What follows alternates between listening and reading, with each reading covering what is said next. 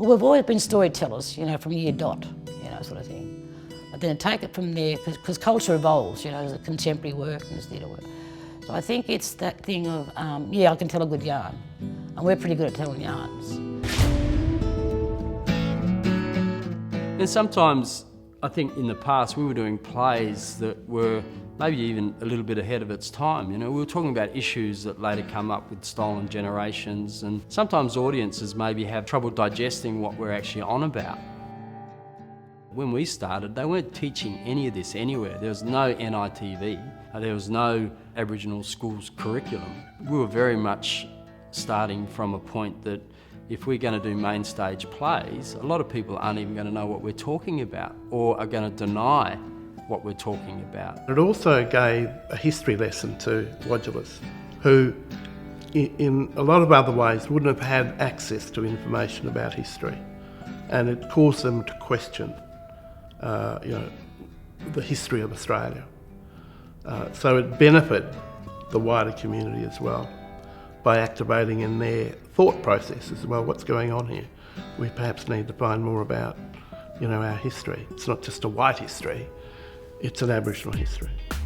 Given the politics that the company's transcended in the last 21 years, just the fact that this company survived is a major achievement. We wanted to keep that strong connection to community, produce good theatre, and be independent from all the politics as much as we could. Essentially what we've done, and I think it will continue, is that we've built up some capital around our people trusting this product. They're trusting what's going on here. It's not a second-rate production, and I think it'll be a continued flagship for how people see an Aboriginal organisation and how that story needs to be told. Any gum in the ground any damn day. The strength of Yirra Yaakin is going to be in these next generations that are coming through now who've had the training. Like I say, these kids don't have to wait till their fourth play to understand what a metaphor is, like I did. So they can cut to the chase, they can get in there and start producing these great works. The potential for Yirra Yaakin now in the next 21 years is to not only be nationally recognised, but to be internationally recognised, to be on the forefront of sharing Aboriginal stories to the world. And I think it is still about standing tall.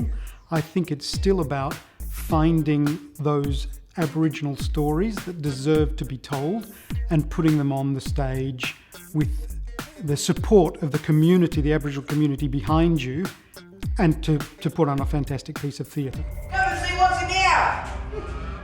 Gang there! We now have a voice, and theatre and telling our stories is our voice, and our voice alone. We can tell the stories, we can write the plays, we can do the movies, Because if you look at the most documented race on the planet, I'd say, that whole turnaround with writers, directors, musicians all across Australia. It's time for us to tell our stories now. We'll tell them our way, because we can. Yes. I just wanted to say happy birthday to Yirra Yaakin. I sometimes shake my head in wonder at how far we've come since opening the doors in February 1993. All the workshops, all the rehearsals, all the touring, all the artists who've worked with us. I think it's a fantastic achievement to have got this far. Yirra Yaakin, you are now 21. From now on, I will hand you the keys to the future. To all those people that started Yirra Yaakin in the very first project and the very first board members and the very first administrators and artists, Yirra Yaakin are 21 years old now, and we have you to thank for that. Happy birthday, Yirra Yaakin, 21 years old. You get the key to the city. Hopefully it opens a few more doors for you. Happy 21st. Happy 21st and many more to come. May you have 21 more. Thank you.